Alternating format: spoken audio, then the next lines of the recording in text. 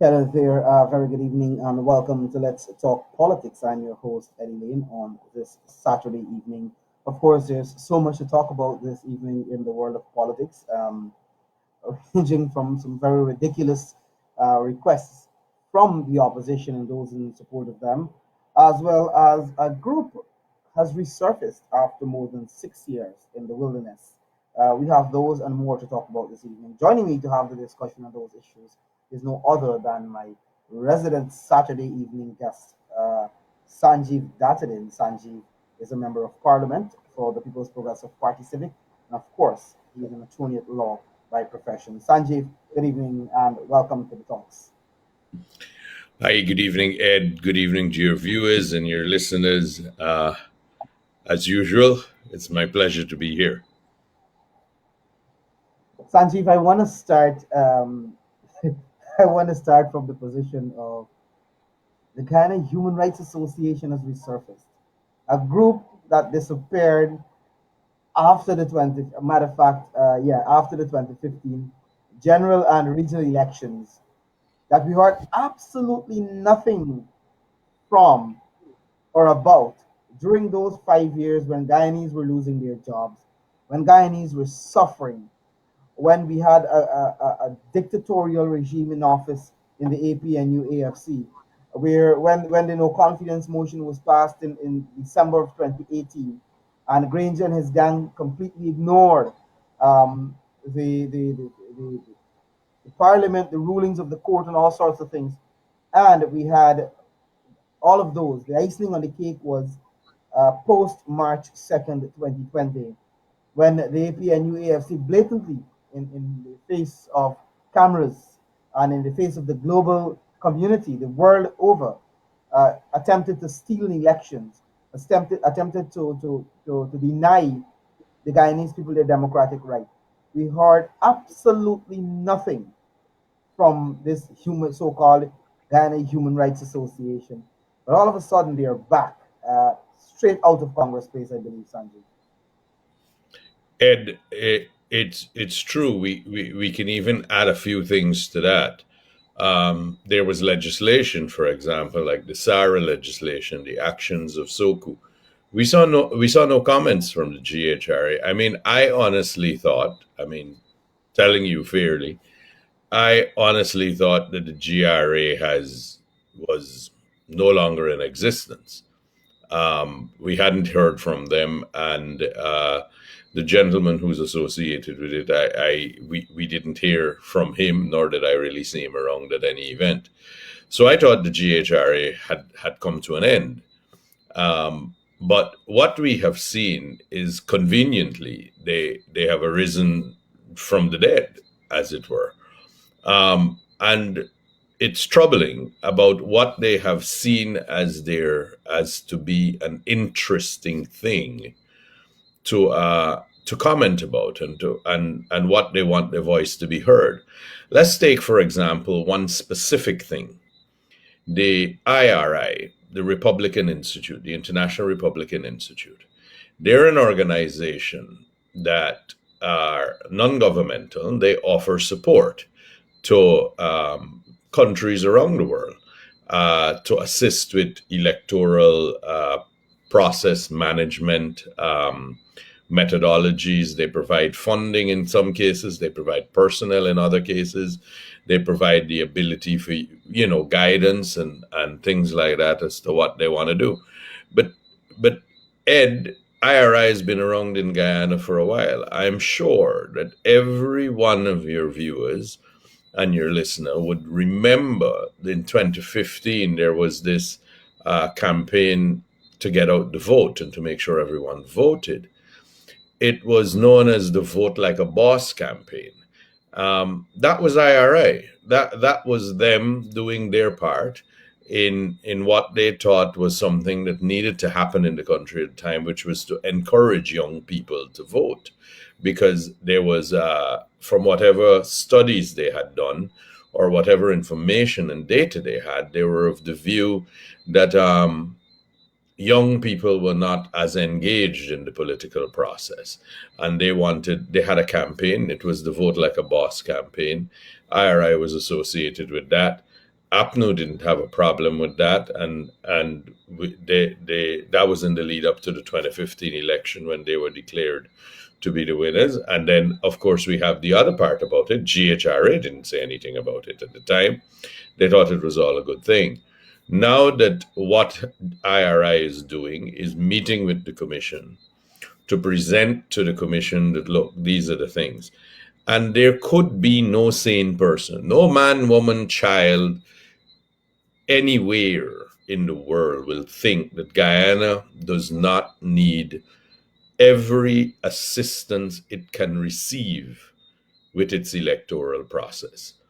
After what we had happen on the last occasion, what this nation endured, what we went through.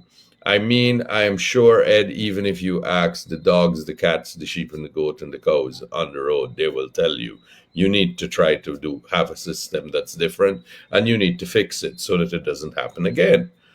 Now, what IRI was going to do was meet with the commission and offer some guidance, not make law, not direct the commission what to do, but start the engagement, start the process, start giving information, start offering support for what we needed. But you need to have a discussion to kind of decide what support is required.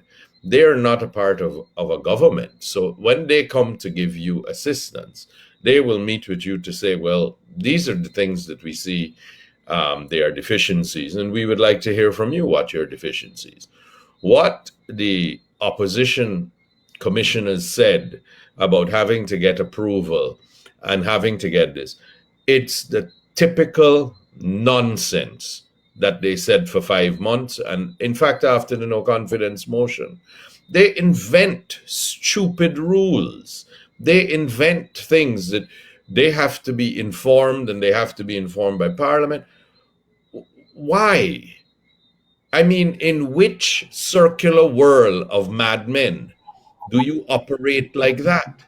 In which parallel universe of people who live in some comic book would they think that these things are necessary? They can't meet because of these things. You remember all the nonsensical circles that were going on for the 5 months that those commissioners were doing? Who could, what could be declared, what could be done? This is not what commissioners should do, notwithstanding their appointment are from political parties. Commissioners have a bigger duty. They have a duty to the nation. They have a duty to try to improve the system. And if by some miracle Mr. Alexander was had his head in the sand, or he was under a rock for the last year, and he was unaware of all these electoral issues, then he should be aware that the system needs changing. There are things that need to be done. Our laws need to be amended. Our constitution need to be strengthened.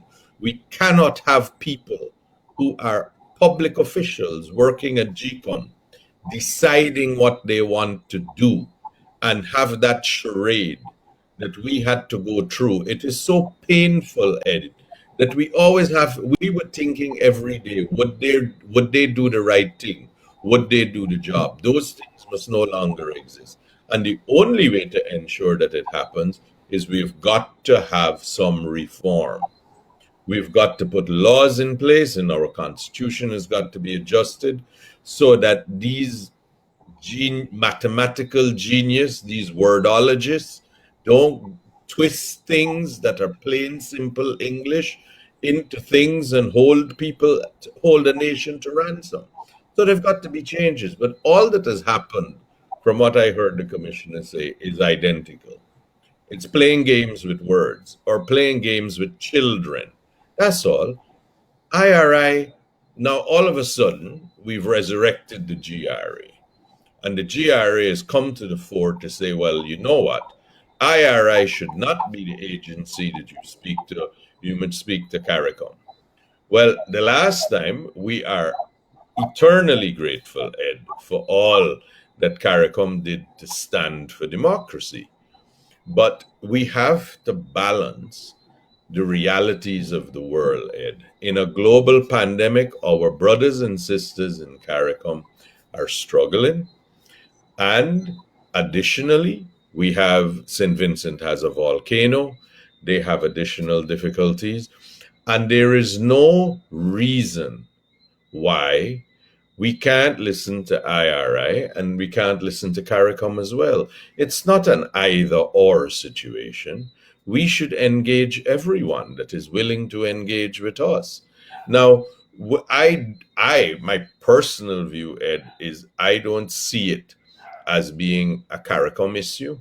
I don't see it as being an IRI issue. This is an issue that really and truly has to be solved by our parliament and our agencies, and it is really something that we need to have a hard conversation about. But there is absolutely no reason why we can't seek guidance, get the opinions of those that have the experience with it.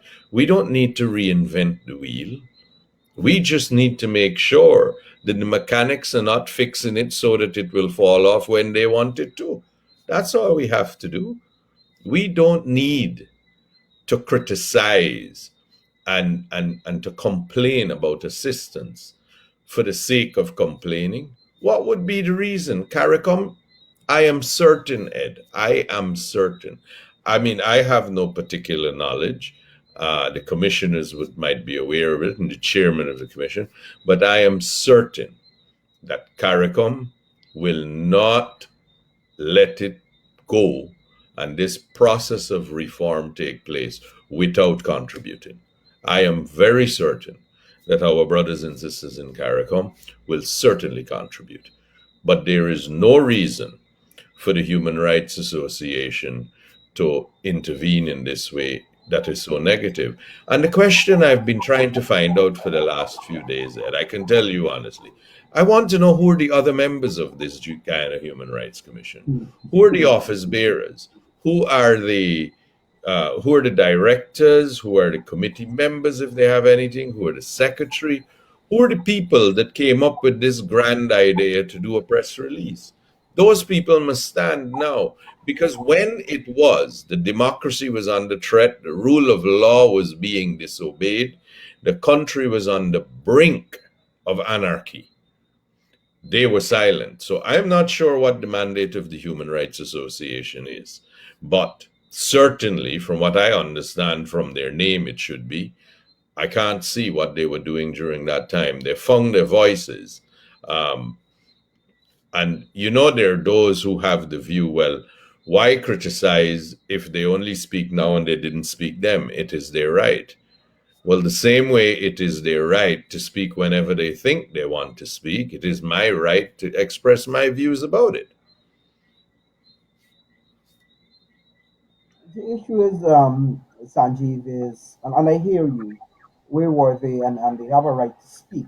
The point is, what the IRI is trying to do is trying to help Guyana, like any other right thinking organization would want to do, to fix a problem, to avoid a nation to suffer the way we suffered in 2020 following the March 2nd elections. So they're making a contribution. There is a positive contribution.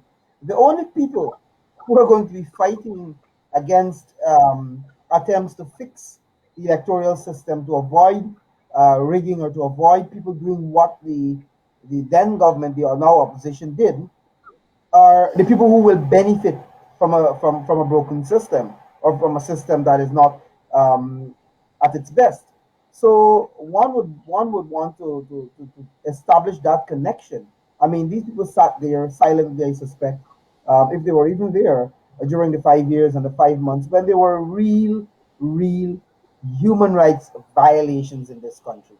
When a simple, basic human right, a right to choose your leaders, a right to elect a government of your choice, was on the brink of being taken away from the people of Guyana. This organization that now considers itself the Human Rights Association. I know Mike McCormack was around that thing. I don't know if he's still there, I don't know who are the other people, like you rightly asked. What I do know is that clearly that organization, if not operating out of Congress Place, is taking its instructions and is doing the bidding for the PNC. The reality is, one has to recognize too, Sanjeev, that how hypocritical, how duplicitous is the PNC, the AP and UFC. The IRA is the same organization. Many of us remember the Vote Like a Boss initiative in 2015. Why were they good then when they were doing something that would help your cause or something that would fit into your agenda? Now they're doing something that doesn't fit into your rigging agenda, the PNC. You have an issue with it. They were the ones, the IRA was there supporting the Vote Like a Boss campaign. Matter of fact, I think they're the one were the ones behind that campaign, getting They it off the ground were and indeed. getting funding and so forth.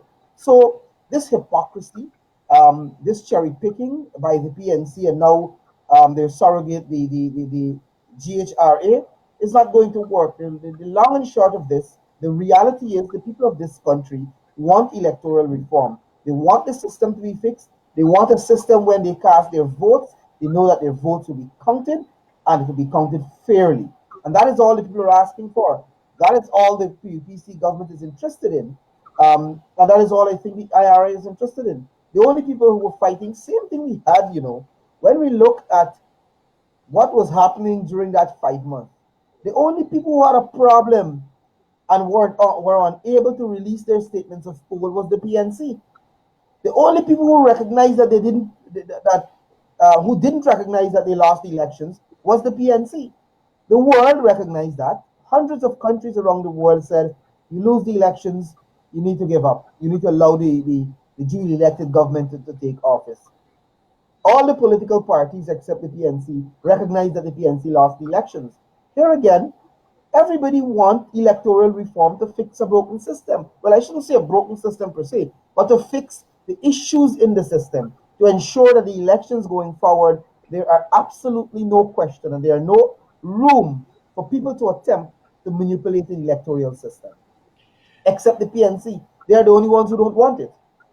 Ed, what I wanted to say, and we should make clear, is this: our electoral system is not broken. Our electoral system is capable of delivering a fair result and reflective of the will of the people. What happened is this system has been functioning from 1992 fairly well, but every time you have an election, you would observe things you can do better, and there would be gaps in the system. Until the last election, where all the rules, all the laws seems to have been thrown out the window for 5 months, and we were going around in a circus. I mean, it GCOM or Barnum and Bailey. I mean, it was a circus, but in the end, the process delivered the will of the people. Now, IRI has been here and has been giving assistance, whether it's paying staff, whether it's sending persons, whether it's giving funding. IRI has been in Guyana assisting with the electoral process before now. And what we need to get to is how do we, the current problem of the system was highlighted to the world in the last election. We have to fix this particular issue to make sure this particular issue is not a reoccurrence. And I think we should speak to anyone, and it's going to cost money. And if there are agencies who are willing to fund some of it or to assist us in funding it, I see no reason why we should not listen and not accept funding so that we can try to resolve and make the system better, to fill the gaps, or to prevent persons from taking advantage of the system as it was.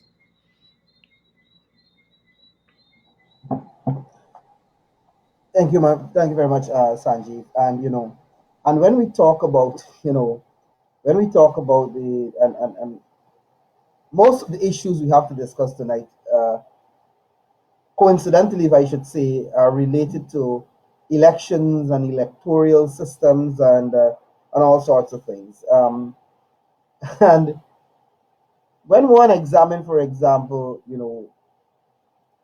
efforts, and you rightly said, and I think I corrected it, that it's not a broken system per se, but a system, we must agree, we can all accept the reality that the system, when we look at what happened in 2015, sorry, in 2020, you can see clearly that there are loopholes that unscrupulous um, politicians and political parties may want to exploit, and that is what the PNC was trying to do. They were trying to exploit a system because maybe there are simple loopholes, or they were trying to create, the opportunity was there to create loopholes, in the sense that they managed to load the elections commission, particularly the secretariat, with people who will do their bidding. So those are the cracks in the system, so to speak. That a body is not a professional body in terms of the secretariat, but it's really a secretariat that is loaded with PNC cronies and bidders. So, in that sense, those are the things that we have to fix in the system. Oh And yes. like I said, everybody wants to fix it, except the PNC, because fixing it wouldn't benefit them. And it's interesting that you mentioned that, because I was going to, I know we're going to deal with it, but I was going to say that the system, according to the statutes and the Constitution, should not have resulted in what happened. But they were, as you said, the decks were loaded in the Secretariat, and they were people who would not obey or do what the law, the clear letter of the law was. Of course, that has resulted in criminal charges, which the nation is fully aware of. And I'm sure we'll get to the interesting ideas that they want to not have those statement of polls disclosed. But we then have Mr. Granger saying that, you know what, forget all this thing. We shouldn't be going to the CCJ. We should only go to the Guyana courts. Well, he should be aware more than anybody else that the only reason the attempts to hijack the system and to avoid the clear letter of the law, the statute, and the Constitution, and to undermine the rule of law and the will of the people, the only thing that pushed that system and was the engine that drove it were the courts. The only thing that you have in any civilized society to protect a system under threat by persons who are determined to undermine the system, to breach statutes, and to make the system not function. The only protection any country, any civilized nation have are the courts.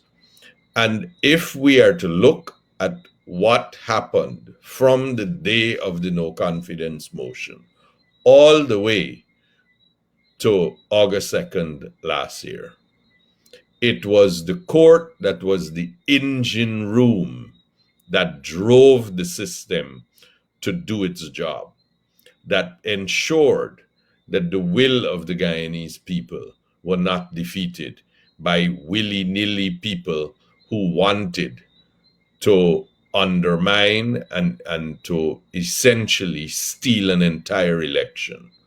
It was only the courts that protected us. And to not go to the Caribbean Court of Justice, how could that be a realistic possibility?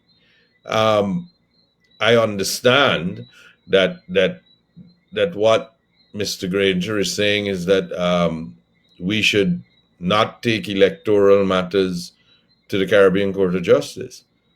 I can't help but thinking the only reason that that was so is because the ones that were supported by the opposition, they lost in the Caribbean Court of Justice. They didn't win any issue.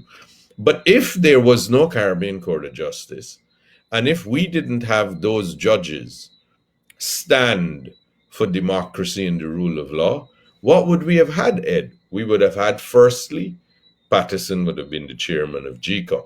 And we would not have been able to change that because that's what the Court of Appeal ruled in the end, and that was overturned by the CCJ. We would have had Pythagoras and mathematical formula in the whole world being different in these 83,000 square miles because 33 was no longer a half of 65. All the concepts of algebra and simple mathematics would be gone because we had these geniuses who came up with this was not so. Regrettably, the Court of Appeal of Guyana said that that was the case. And the Caribbean Court of Justice, quite rightly in my view, overturned it. We would have had valid votes, meaning something other than valid votes.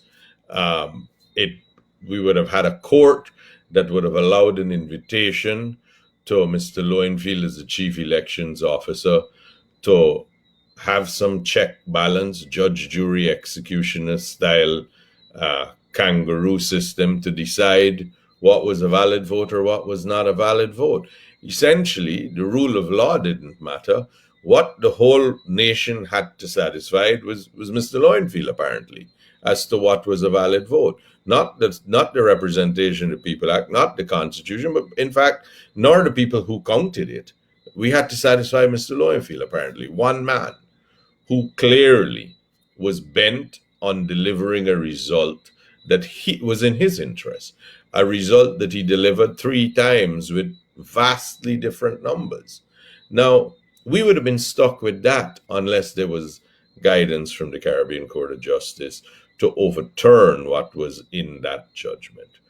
We would have been stuck with the fact that the other litigation that we had, without rulings from the court, we would have been stuck with pretty preposterous situations, pretty devilish situations that were unfortunately all designed in, they might have been different things, but they all met at one confluence, one center.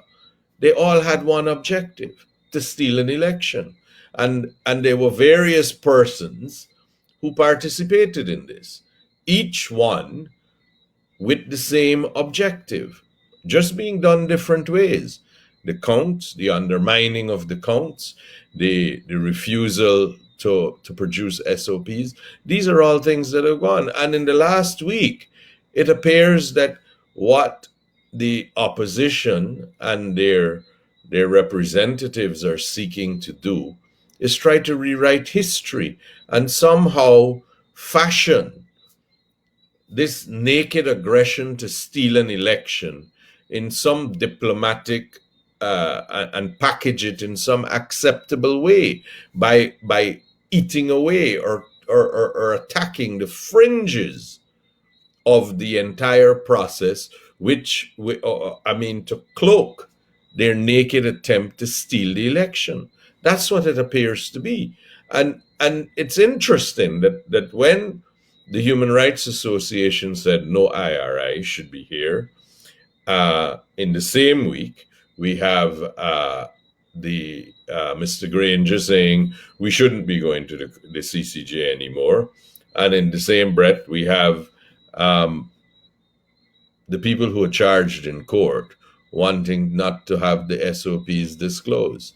It's interesting but what they're trying to do is repackage reality and replace it with a fantasy and a lie, and to make it not seem that they were blatantly stealing an election. They're trying to rewrite history into something which it is not.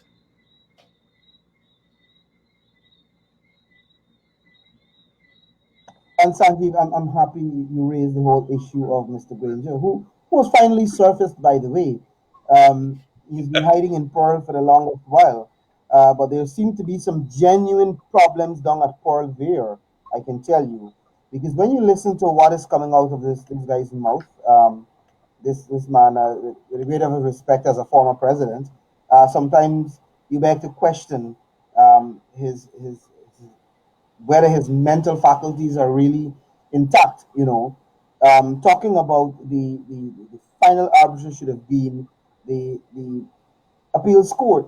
And you rightly outlined the many instances where the CCJ had to correct the errors of the appeals court, or the misjudgment, the deliberate misjudgment, I should say, of the appeals court.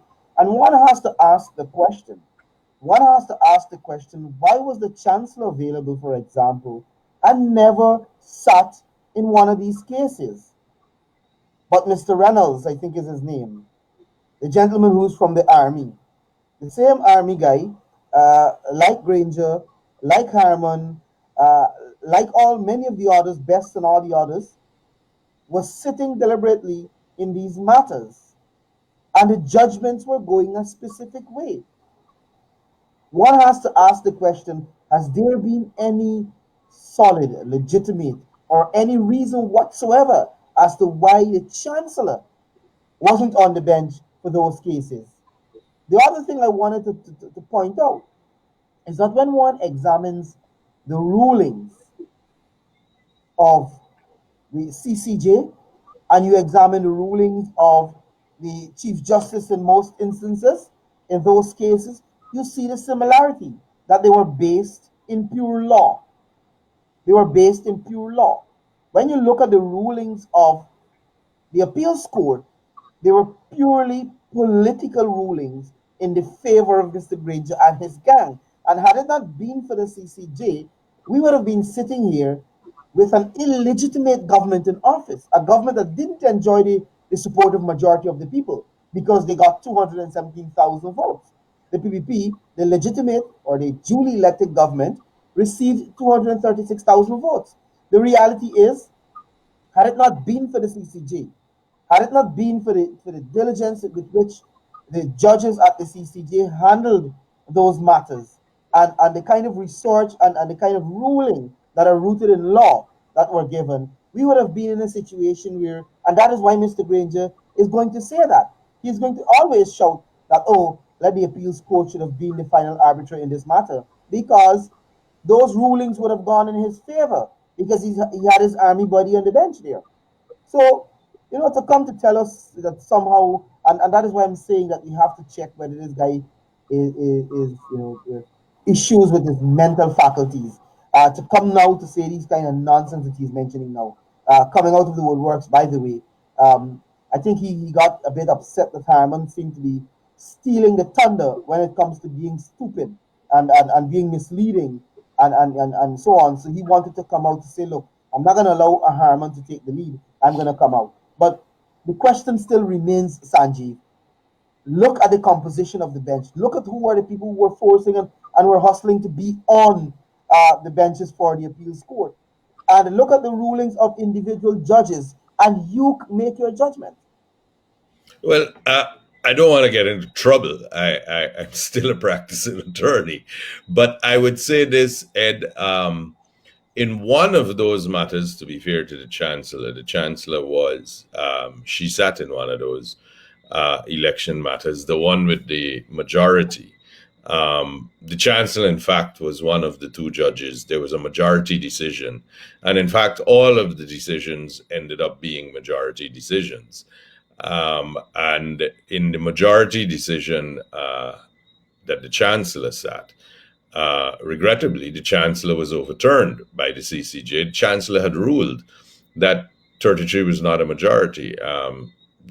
Two judges ruled that. One ruled that, of course, 33 is a majority, which was upheld by the Caribbean Court of Justice. But after that matter, the Chancellor didn't sit in any of the other matters. I was involved in all of them, and I am aware of no official reason that was ever given as to why that was so.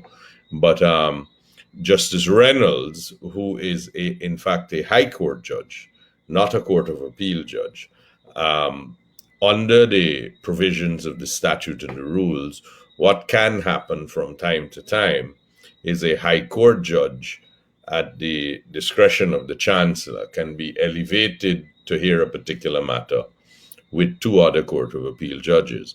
And that seemed to have been the common trend that occurred. as I said, I don't know the reasons why. At least officially, I've never been informed of a reason why that happened and why we had a judge from the High Court come up. Um, that being said, in this day and age, and in this sort of a democracy, where there are clearly issues and there are clearly matters which we are not dealing with in our judicial system in a manner that the population or the public is satisfied with, then the Caribbean Court of Justice, which has been our court since about 2006, they hear all matters that are appealed. All decisions can be appealed to the Caribbean Court of Justice, and that right to appeal must be preserved at all cost. We in Guyana we suffered. We were put back centuries in the 1970s when the Privy Council was abolished, and the Privy Council was remained until the CCJ came into being. The Privy Council was the final court for much of the Caribbean until the CCJ came in, and then it's Guyana, Dominica, Belize, and Barbados. Four territories go to the CCJ now, but before that, the rest of the Caribbean still go to the Privy Council. But we had this gap from the 1970s. I believe it was 1971, thereabouts, that under the Burnham regime, that the Privy Council was abolished. And when the Privy Council was abolished, the final court was the Court of Appeal in Guyana. And regrettably, the PNC party flag was flown at the Court of Appeal. It was party paramountcy above everything. That was what the Sophia Declaration, as I understand it, in 1973 was about. So, not having a third tier, not having a court that is in place like that, undermines our democracy. It is clear that the appointment that the country feels that independent judges or the Not independence, having the a court confidence in the that judiciary uh, resides in the CCJ. So why remove them? There has been no attack that is reasonable, except in cases that they have lost, on the CCJ. It's only been people who lose. I mean, I go to the CCJ in not only these matters but other appeals for other matters. Um, and I've lost before, but you could see in a reasoned judgment why it would have gone against you. This is the way the judicial system works. It just so happens that in these electoral matters, the opposition, the present opposition, they were just hopelessly wrong. They were trying to manipulate a system, and I think everybody knows that. Even they admit that in private. That I've never heard anybody quite say it publicly, but they're well aware that they didn't win the election, and they were trying to invent fictions and smoke screens and other things to try to steal an election. That's what was happening. Make no bones about it. But they for Mr. Granger to come out and all of a sudden say we should get rid of them is very disturbing, because it it leads one to believe that he has full confidence in what the rulings were of the Court of Appeal, which were in fact overturned, and those rulings were regrettably not in the interest of the rule of law in terms of the will of the people. The will of the people were being undermined by those rulings, and in the absence of an adjudication from the CCJ, those would have been the rulings we would have been stuck with. I mean, even now we have in the judicial system something that is connected to it, which is essentially the prosecution team that related to Lowenfield Myers and all the other persons who have been charged in these electoral cases. Um, we had the attorney who, thought that 33 was not the majority, and put that out into the world, and caused all of that litigation. We have him approaching the court that the SOPs, which are public record and are held by the court because of the issues that surround them, that they shouldn't be disclosed. And this is why this is preposterous, Ed. This is the equivalent that a man is charged by the police. They are told that the evidence is in that house, there, or wherever. And this is the equivalent of the man going to the court and say, listen, judge, you can't let them get that evidence because I wouldn't get a fair trial. And the fair trial would be essentially if you get all the evidence. Now, when you get all the evidence, it's for the court to adjudicate upon it. But this is tantamount to an application to say, well, you know what? I don't want you to have the evidence to convict me.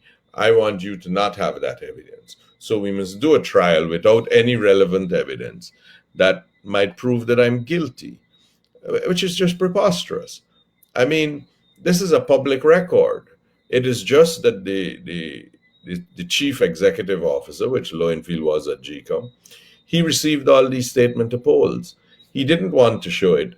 We remember early in the day, there is an act of parliament in Guyana. There is an act in Guyana, Ed, that allows and provides for foreign observers. There is a section of that law that says if a foreign observer writes to GCOM, they can ask to inspect the SOP. That was done within the first week, 2 weeks of the election.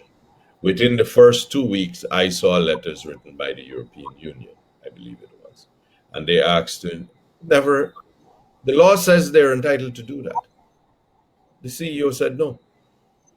They weren't allowed to see the SOPs. And those SOPs are pasted outside of every door of every polling station. They are signed by everybody in the room.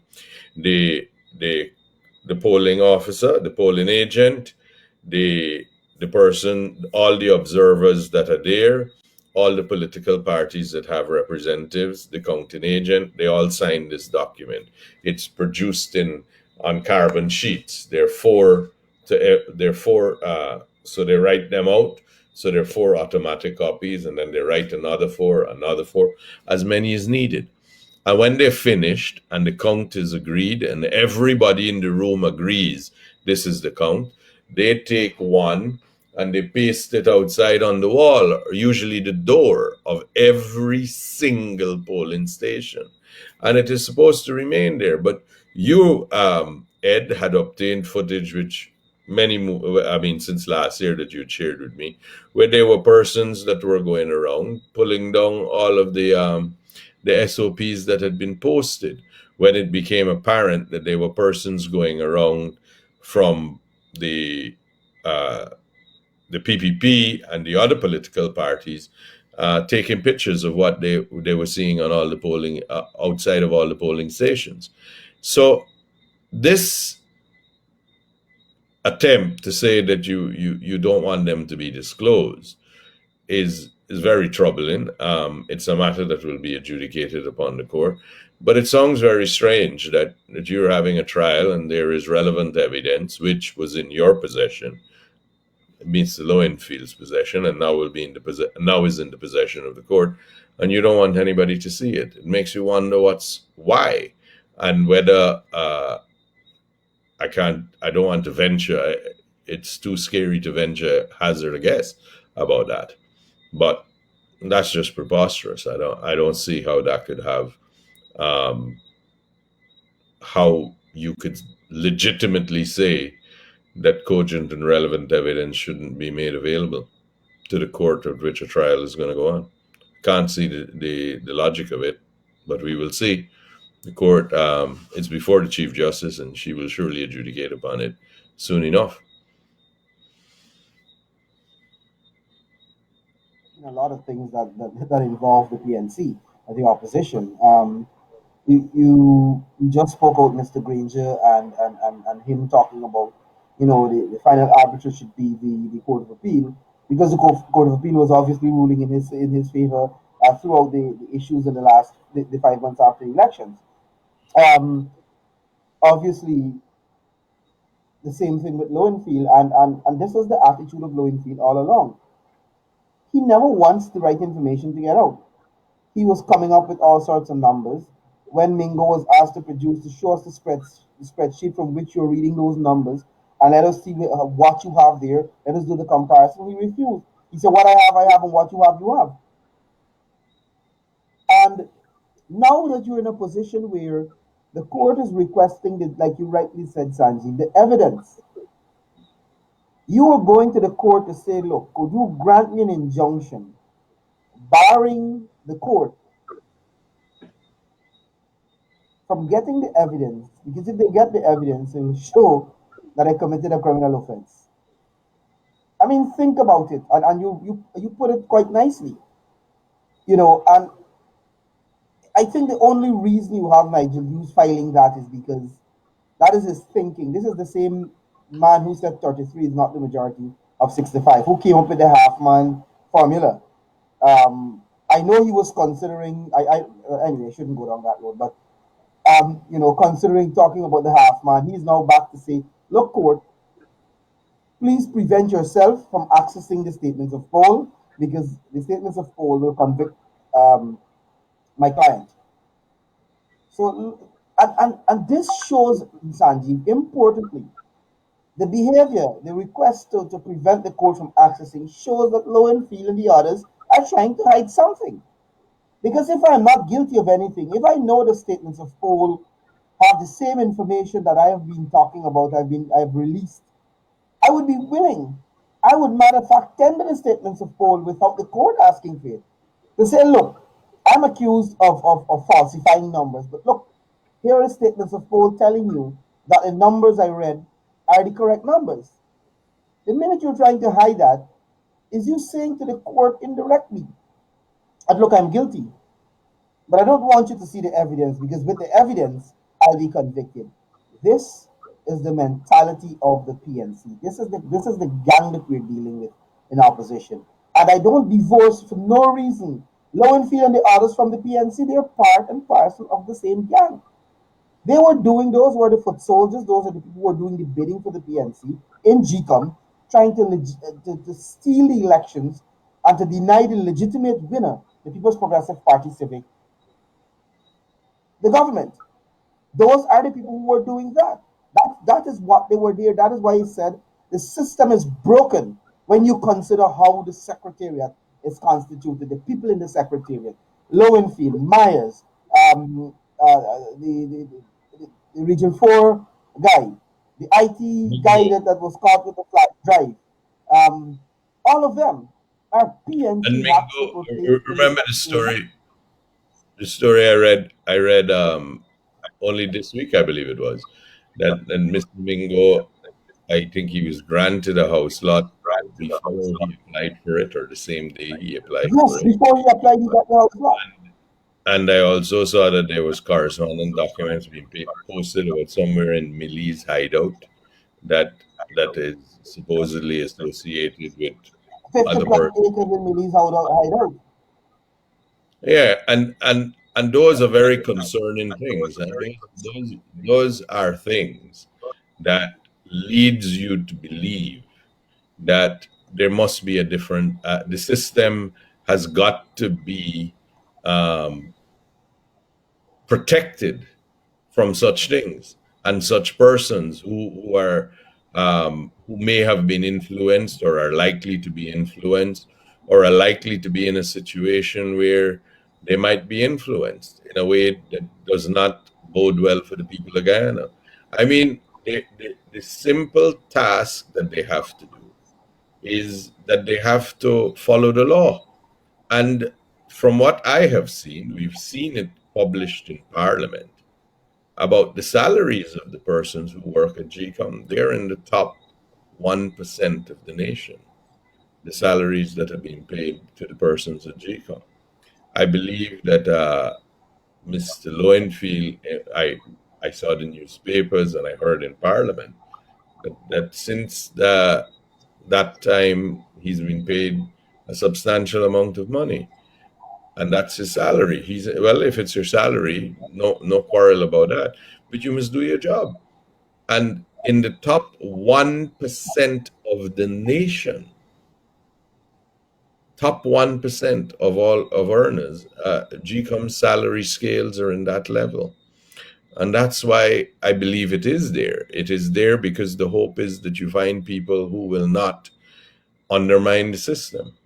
But we're here, and we have so many persons charged with having attempted to undermine the system.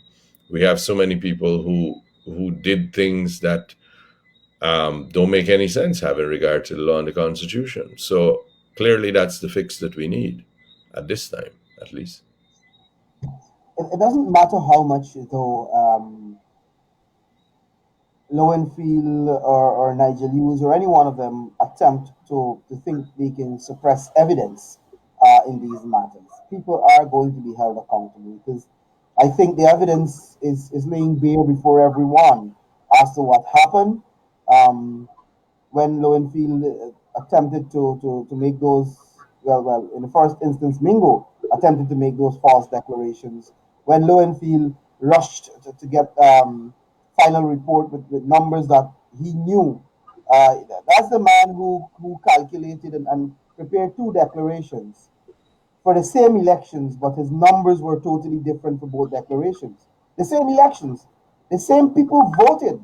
They voted once, but his numbers were different on both declarations. Once he You, was you know, giving the PNC two-thirds majority, and the second time, I think he was giving them a one-seat majority. And the PNC was quite happy. They were quite comfortable that this two-thirds with any majority was result being where they reduced. won, you know, there's a funny thing my wife was saying about that. My wife was saying that this is tantamount that you've written an exam, Ed, and you take your answer to the teacher and you say, I am right. And the teacher said, the teacher said, no, you're not. And you take a second answer to the teacher and say that I'm convinced that I'm right again. I mean, every one that you do, you're right. I mean, something is wrong with that. But and Mr. Loyfield did the same thing. I think he made three or maybe four declarations. He had infected ballots. I remember that very vividly because I was thinking COVID might have got onto the ballot boxes. They were infected and had to be quarantined from the rest of the votes. This, I mean, if it wasn't so serious, Ed, it would make for a good comedy. It really would. Thank you very much, sir. I think we're almost out of time, Sanjeev, but I want to end the way I usually end this program every time I'm on, where I want to take the opportunity to encourage the people of Guyana, if you're 18 years or older, to capitalize on the opportunity to get vaccinated. Um, Let me say this: the government of Guyana is investing monies to purchase those vaccines to ensure that they're available so that the people can be protected. I mean, we've been saying repeatedly, and we have no issue in making this clear, that the COVID 19 vaccines will not prevent you, per se. If you're reckless after taking the vaccine, you may contract the virus. But what the vaccine will do is to prevent you from getting seriously ill and from dying. So we encourage people to take the vaccine. The vaccines are available. It's not going to be available forever. I want people to know that. It's not going to be available forever. The competition around the world to access those vaccines very, very tight. Every country trying to get vaccines because they want to protect their people. You have the opportunity in Guyana where the government has made a commitment that it will ensure that there is adequate vaccines for both doses for the adult population of this country. We're heading, maybe we passed maybe 170,000 people being people receiving their first dose, and I think it's just about 23,000 persons who have already received their second dose. So I want to encourage people, look, ignore the whisper campaigns, ignore all the foolishness people are telling you about the vaccines. The reality is there isn't a single person who has died or who got ill as a result of the vaccine. What I do know, in Guyana, over 300 persons died as a result of COVID, and you have way over 10,000 people who were infected. Globally, the numbers are way higher. So I encourage all of you, once you've reached the age 18 and above, to take the vaccine. Protect yourself, protect your family. And of course, if you're going out, um, take the necessary precautions. Wear a mask, remember to sanitize, and to social distance as much as possible. Sanjeev, I'll give you a minute to wrap things up. Yes, Ed, I echo everything you said. And it's important that people realize the vaccine is saving people's lives. I mean, today there was an item on BBC News. The Seychelles Islands are nearly more than 60% of the population is vaccinated, and they still have the rise in numbers like we have in Guyana.